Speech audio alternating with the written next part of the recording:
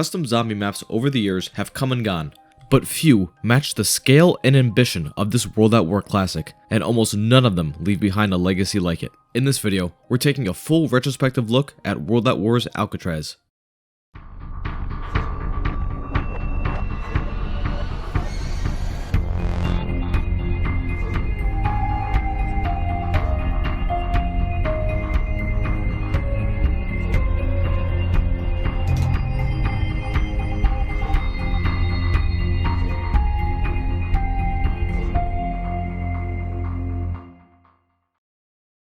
We're going to be going through the layout changes, the weapons, the Easter eggs, and the crazy boss fights. We're even going to be going behind the scenes and looking at the story of its creation, including a Q&A with the mapmaker.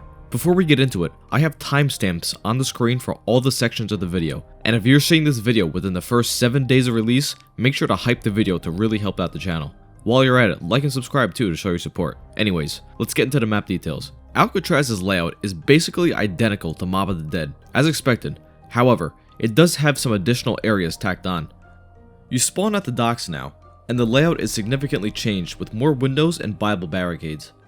As you work your way up through the map, you'll realize that the power room is completely sealed off. I really like how the map forces you through the difficult parts of the map first, like the staircase and the underground areas in the early rounds. You'll eventually get to the cell block, and then to OG spawn, where you'll find the Bible barricade to a little outside area. There's a mineshaft cave system thing going on here, and you can work your way through it. This cave is very close quarters with only a small area of reprieve about halfway through, so tread carefully. At the exit, you'll find yourself at a large cave opening in the recreation yard from Blood of the Dead. Here, you'll find the Hell's Redeemer room and a brick wall you can buy open to a large room housing the MPD, along with different colored pedestals. This room is the hub area for the main quest. We'll cover that in detail later. Backing up a bit, the cave opening has a scaffolding path to an unfinished version of the recreation yard that leads to a hole in the wall to get to the cafeteria. Now, the craziest addition to this map is a secret underground lab accessible from the warden's office using his key. Aesthetically, it looks like the 5 laboratories and has a teleporter room along with various other science rooms, as you could call it. The map's main power switch is down here. The additional areas added in this mod provide a lore-friendly expansion to the already large Mob of the Dead map. Just like the original Mob of the Dead, it takes absolutely forever to get anywhere, and the shortcuts the additional areas provide don't really help too much. Also, stamina up still isn't available on this map, and it's dearly missed here. It makes running feel even slower. ALCATRAZ also has 2 traps from Mob of the Dead ported over, the Fan Blade trap and the Acid trap. Unlike Mob, Brutus isn't the special enemy. It's the Panzer. Well, actually, there's 2 kinds of Panzers. There's the standard Origins one with the flamethrower that runs pretty fast, but there's another variant known as the Patrol Mech in the files that has a minigun and walks extra slow.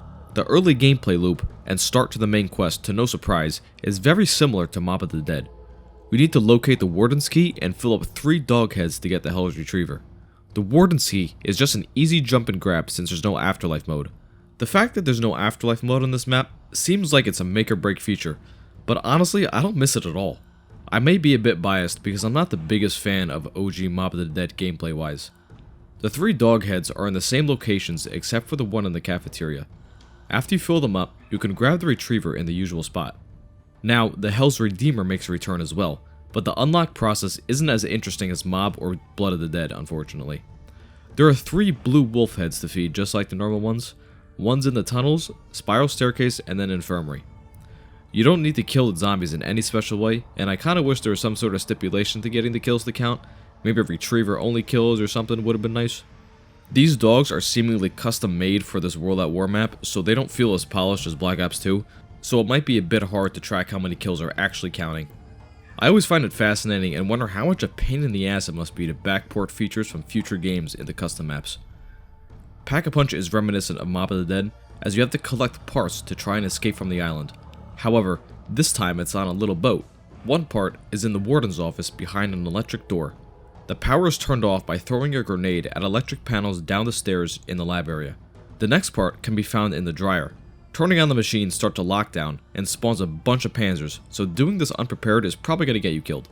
The last part is in the elevator shaft on the spiral staircase.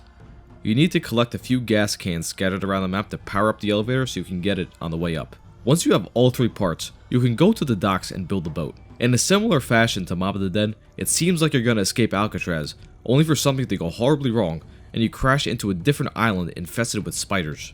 Here, you'll find Pack-a-Punch and a path leading to a teleporter to send you back to Alcatraz. Zetsubo spiders will begin attacking you and they explode when killed, so you better get out ASAP. I love how this Pack-a-Punch process is a play on taking the Icarus to the Golden Gate Bridge. It takes some effort to get the Pack-a-Punch, but I enjoy the steps for it. In order to return to Pack-a-Punch later in the game, you need to find 3 fuel cans to refuel the boat each time you want to go. I always hated this part of Mob of the Dead, and I really don't like it here either. Once Pack is open, I want to be able to go access it with minimal effort. I feel like the one time I go to Pack-a-Punch, I have to Pack-a-Punch everything, because it's such a chore to get back. Also, if you guys wind up playing this map, which I hope you do, the link is in the description by the way, take a look at some of the Pack-a-Punch gun names, they're actually pretty funny. The weapon selection on Alcatraz is a mixed bag. It ranges from World at War weapons to Modern Warfare and then even Black Ops 2 weapons. As for the Wonder weapons, we already spoke about the Hell's Retriever and Redeemer, but there are quite a few more. The Golden Spork is available. You can collect a spoon in the cafeteria and then submerge it in a bloody bathtub in the infirmary. After you hear a suspicious sound effect that you might recognize, the serial killer Michael Myers is now somewhere on the map trying to kill you. He's pretty scary and faster than you would expect, and is also a pretty hefty bullet sponge for when you would typically face him in the early rounds. After he dies, you have access to the Golden Spork, which is pretty much exactly like it is in Mob of the Dead. The ray gun, the Mark II, and the Blundergat are also available in the box just like Mob. The real meat and potatoes of this map comes in the form of 4 elemental variations of the Blundergat. They're the main focal point in the main quest, so we'll go over their unlock process when we talk about it. The perk selection is a little lacking just like Mob of the Dead. It's Speed Cola, Double Tap, Jug, and Electric Cherry. Like I said before, Alcatraz would benefit greatly from perks like Stamina Up, and some custom perks that we see in other maps or even a solo version of Quick Revive. Before we talk about the main quest, let's go over the other side Easter eggs I haven't mentioned yet.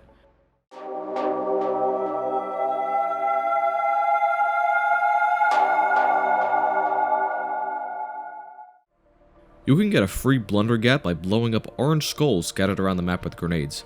You need it for the Easter egg, so I'm glad it's here. There's also a little music Easter egg on this map. A music disc is sitting in the infirmary that you can insert into the jukebox in the warden's office. It plays True Survivor by David Hasselhoff. It's a certified banger. I'll leave the link in the description, you gotta listen to this. Lastly, there's a quote-unquote jump scare if you look into the lighthouse.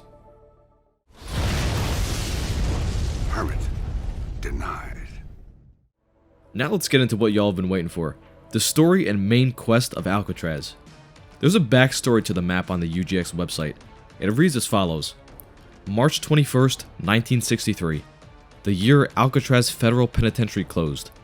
President John F. Kennedy has scheduled a political trip to Dallas, Texas in order to smooth over frictions in the Democratic Party. He decided beforehand he would attend the shutting down of Alcatraz and visit the prison one last time while it was still operational. As JFK docked at Alcatraz prison, he was greeted by 3 strange men. One was wearing prisoner's clothing and was covered in blood. This was Sal DeLuca. The second person was a short Mexican man with a mustache and red bandana. He claimed to be a top-notch mercenary and expert with a machete. This was Danny Trejo. The last person was a tall, well-groomed man with slick back hair and a black leather jacket. This was David Hasselhoff. He referred to himself in the third person a lot and seemed to think he had been kidnapped and was the center of a twisted experiment deep within the depths of Alcatraz. As the unlikely group of men began investigating Alcatraz, it became pretty clear that something evil had taken over the prison. A zombie outbreak of some kind had spread throughout the prison, infecting prisoners and guards alike. No sign of the warden could be found, but Sal spoke of a beast of a man named Brutus, who was the head guard of Alcatraz. Sal said Brutus was pure evil and had sacrificed the warden in some sort of ritual deep beneath Alcatraz. Brutus was obsessed with the pursuit of mystical items. He believed they contained powers that could manipulate the very fabric of existence and even bestow upon him unworldly powers. The 4 men didn't know exactly what was going on the island, but they knew it was bad when hordes of the undead began descending upon them. As they went to get back onto the boat in order to leave, a loud voice rang out, shaking the island itself. It was the voice of Brutus. "No one gets off this rock. "This is your prison," he roared. The boat was then swallowed up by the ocean, and the men braced for an epic showdown against the undead zombies on Alcatraz. The main quest starts after you get set up in the map with power on and you have the Blundergat and Hell's Redeemer. The 4 elemental wonder weapons have to be built, and the basic format is collecting something in the main map in order to get a vial, use said vial to open a portal, go through it, and do a boss fight. Let's start with the Hellgat. You need to throw your tomahawk at 5 skulls around the map. Then a demonic looking book will spawn in the library, you pick it up, and you bring it to the basement. Once you place it on this pedestal, you'll get given a red vial. You then take this red vial to the giant room with the MPD in it, and pour it on the altar, which opens a portal. On the other side of this portal, you come face to face with a giant gargoyle lizard dragon looking thing, carrying a mace. The arena you're in consists of a circular platform surrounded by a death pit, and a long ramp extending up to a cave where the beast resides and the zombies spawn from. The challenge here is to survive for 5 whole minutes without dying. If you're good at training, this is a piece of cake, but if the beast connects with one of his attacks, you're probably cooked. Once the 5 minutes are up, you're sent back to the altar where you can put your Blundergat in it and it'll transform into the Hellgat, a lava version of the Acid Gat, leaving fire on the ground instead of acid. Next, we can take a look at the Blundershock. The questline for this upgrade takes heavy inspiration from the Wolf Bow and Drak.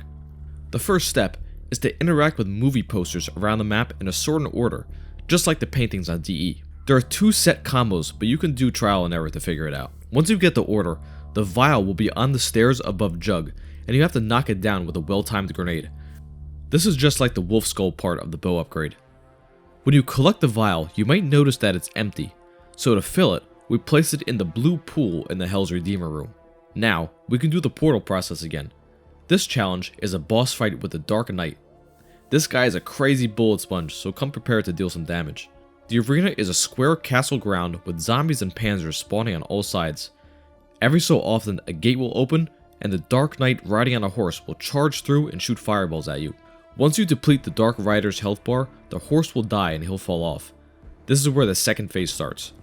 He begins to attack you on foot, lunging at you with his sword. Luckily, no zombies spawn during this phase. As long as you keep your distance, you should be fine. After you defeat the Dark Knight, you're teleported back to the MPD room. This whole fight is pretty easy as long as you take your time and don't get distracted and swarmed while shooting him. If you run out of ammo, there's an LSAT wall by in there, so that's pretty cool. You can now upgrade your Blundergat and access the Blundershock. It's just like the last upgrade, but electric this time. This questline pays homage to Drak, and I think that's pretty cool because Drak's Easter egg is a classic. Our next upgrade holds a special place in my heart. It's the standard Acid Gat, but the unlock process is extremely different. The first thing you need is a genie lamp that can be found hidden on the Pack-a-Punch Island. You take this lamp to the warden's office and place it on his desk. Doing so will spawn green ritual circles around the map. Killing a zombie near one will reveal a green stone genie that asks you to feed him the souls of the undead, and our wish will be his command. Feed me the souls of the undead, and your wish will be my command. Fill the genie with a bunch of souls and he moves on to another location.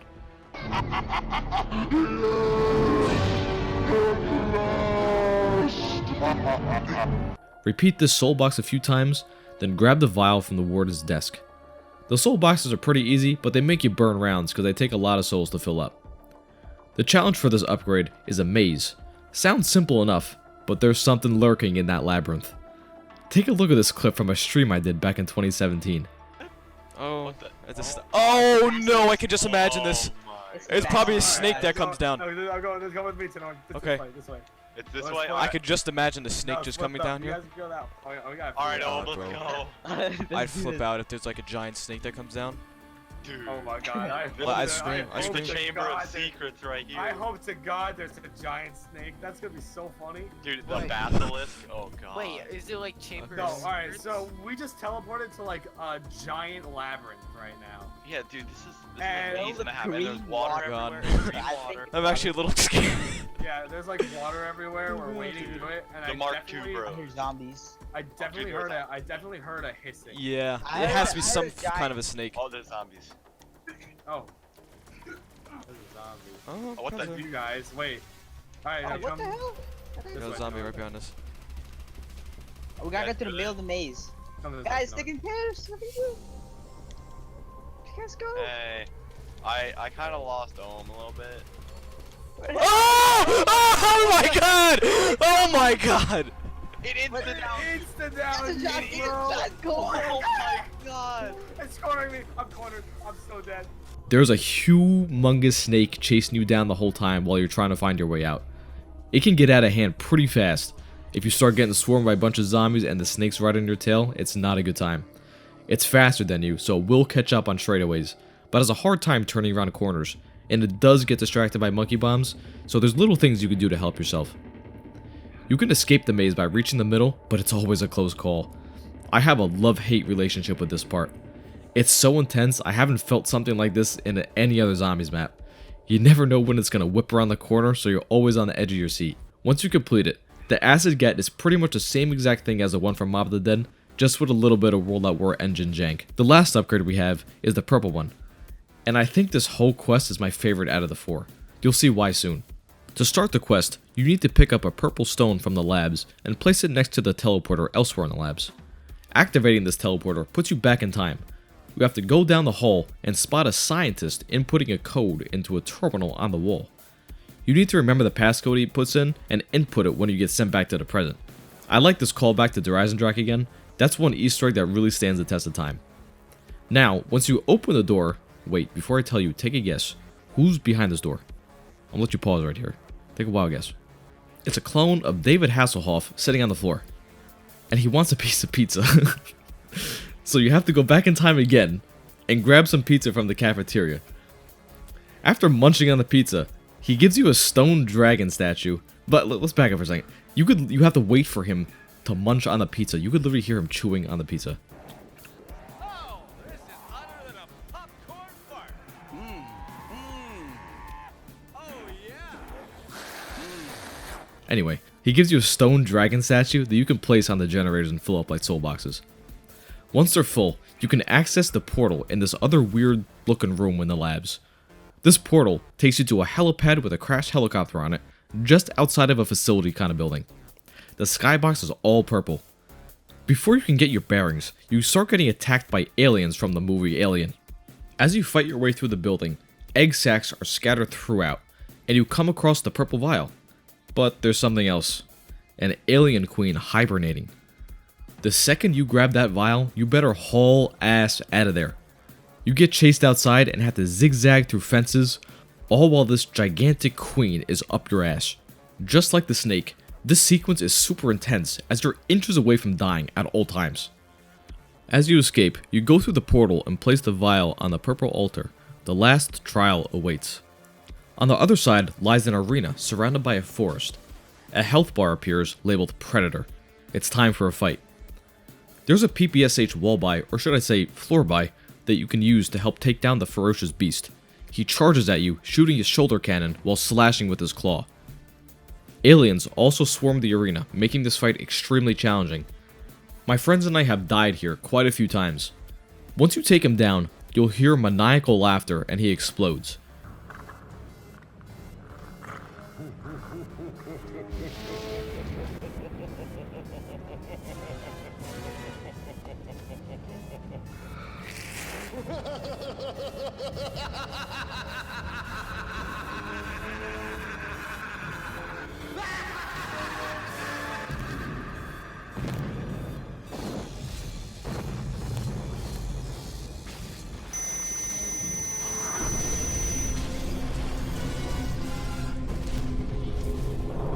You can go through the temple to get back to ALCATRAZ.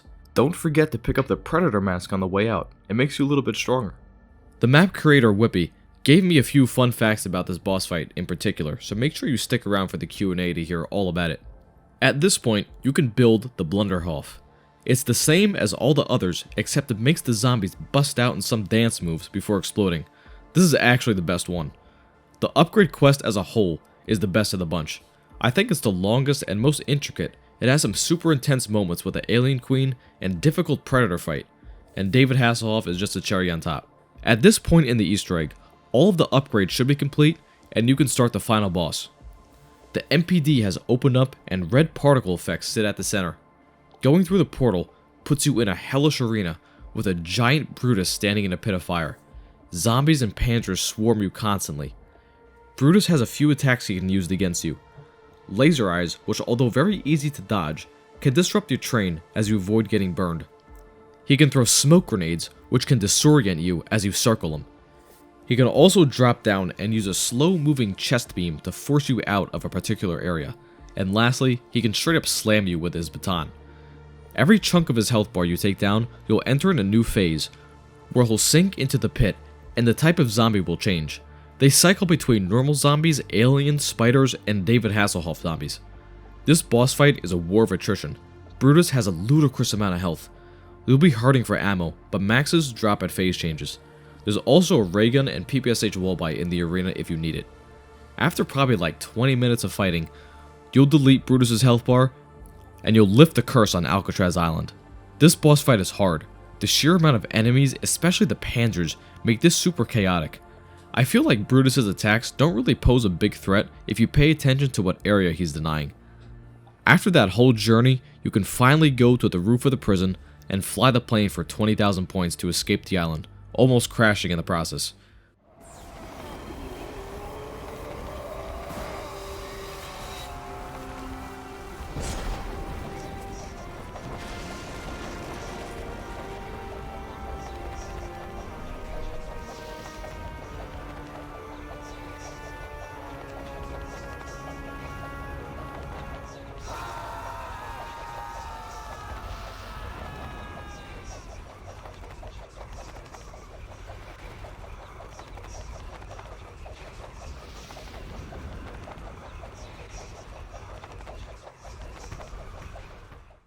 That's the end of the main quest for Alcatraz. Boy was this a ride.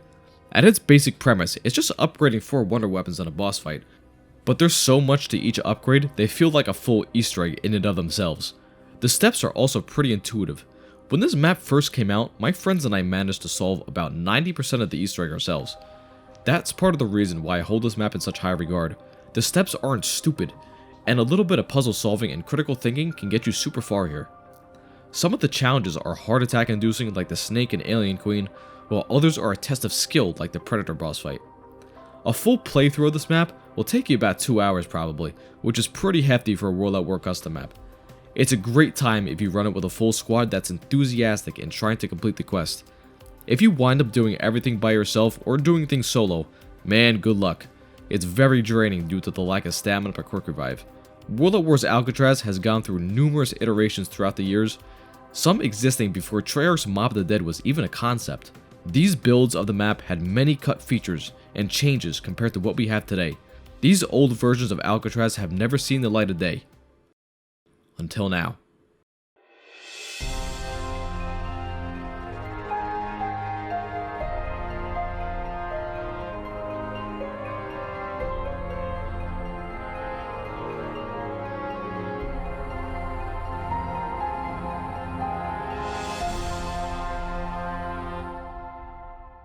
The footage you see in the background is from an early test build from when Alcatraz was still using the UGX mod. Let's dive into the Q&A with the map's creator, Whippy.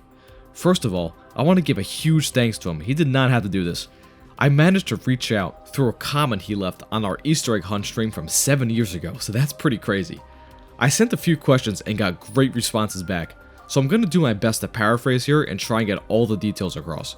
The first question I had for him was, what was the thing you had to cut or weren't able to put into the map that you regret the most?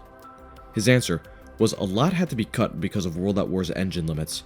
One of the biggest losses was a full Jaws inspired boat sequence with a giant shark swimming near the boat, including Michael Rooker actually falling off the boat with some voice lines. Then the shark jumps onto the back of the boat and the entire boat is sunken down into the water. This was meant to transition into Pack-a-Punch. This sequence was fully planned, but it had to be removed to make room for the other boss content. There was actually a whole version of Alcatraz that existed before Mob of the Dead was even announced. Whippy used a bunch of World at War assets to stitch together a version of the island. There were obviously no Mob of the Dead assets at the time, so that was all that was available. He took a trip to San Francisco and went on a tour of the real place and immediately thought he needed to turn it into a zombie map. It was his first ever map, but he never released it. It had some pretty unique features such as a minecart that would take you from the warden's office through a cave system that led to the docks, all while playing Donkey Kong 64 music. That's honestly so peak. Another feature was something that Whippy dubbed the P room. It was basically an AFK room that you could go hide in if you needed to step away. We both agreed that this feature should be standard in all maps. It's so useful. The Easter egg was completely different. It followed the movie Escape from Alcatraz, starring Clint Eastwood. You would make a body double to put in your bed, dig a hole through your cell to get to the roof, and take a hot air balloon to escape, only for it to crash in the ocean, so you had to swim to a boat that would take you to Mexico. Mexico would be a small box-style map that you had to hold out until you could pay $50K to finally escape to South America and actually end the map for real. I hope you guys are still with me. That's a lot to take in, I know. This sounds like a completely wild ride. The last thing Whippy wishes he didn't have to cut from development was the green blundergat turning zombies into little snakes when they were hit by it. They were going to have a lot of particle effects and different moving parts, so the World at War engine really couldn't handle how cool it was going to look. The next question I had for him was, what motivated you to make this map and continue working on it for 7 years? Any inspirations? He said, the main inspiration was the San Francisco trip he took, along with many of his favorite movies. He stuck with his project for all those years because he just doesn't give up easily. When Treyarch's Mob of the Dead released, he fell in love with it, but wished there was a boss fight of some kind, and some more wonder weapons. And when Horizon Drag came out, he thought to go back to the version of Alcatraz and give it a DE spin, with elemental wonder weapons and boss fights. Now that the Mob of the Dead assets were readily available, he could really see out his vision. This is where those Horizon Drag similarities and the Easter eggs that really stemmed from. He wanted more from many of the zombie maps Treyarch created, so he took it upon himself to make more. The next question was, which one of the bosses was your favorite, and any one in particular a pain in the ass to code? The Predator gave Whippy the most trouble due to the way spawning works in World at War.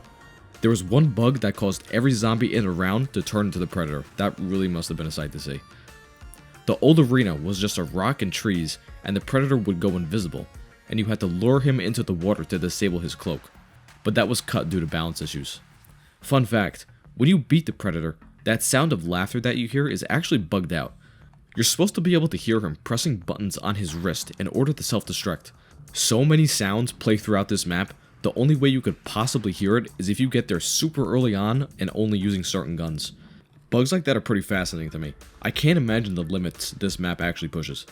My next question was, after your new game Snack Invaders releases, will you ever do anything zombies related again? Whippy's new game coming out called Snack Invaders plays a lot like COD Zombies, but the zombies are just junk food. He doesn't have to compete with the likes of Treyarch since he's a one-man team, and if you like the gameplay of COD Zombies and epic boss battles, then you're gonna like Snack Invaders. The gameplay you see on screen right now is from Snack Invaders, and I'll leave a link to the Steam page and trailer in the description, so make sure to go check it out. As for a Black Ops 3 remaster of Alcatraz, things are looking pretty grim. Whippy simply doesn't have the time to invest in learning the mod tools, so unfortunately we'll never see it. My last question was, what happened to the custom old HUD from the work in progress images? Those HUD images that you see on screen right now were from a version of Alcatraz that used the UGX mod. If you're UNC status, you remember that.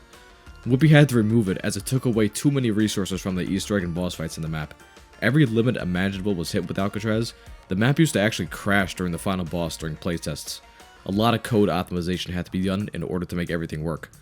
To end off the Q&A, Whippy left us with a final message. He writes, and I quote, "Don't let people tell you that you can't do something. I was told for years that it was impossible to make the Alcatraz that you see today.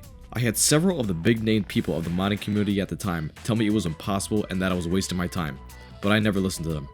I stayed true to what I wanted to make, and I achieved what I think is a fun map. So don't let people dissuade you from trying to create new fun mods, games, or anything really. Thinking outside the box and coming up with your own solutions to problems is what I think is fun about making mods and video games." With that, we've come to the end of the road. If you stuck around this long, I really appreciate you from the bottom of my heart. I love making these kind of videos and taking a look back at the mods that made me fall in love with COD Zombies. Shout out to Whippy for being so kind and answering my questions, along with providing me some dev builds and long lost screenshots. Alcatraz is an amazing map and one that will live on in World at War history as a challenging, quest-heavy, boss-filled journey. It's a top 3 viewed map on COD Zombies repo for a reason, and I highly suggest getting some friends together and giving this map a go. Thank you all so much for watching, and I'll see you in the next one.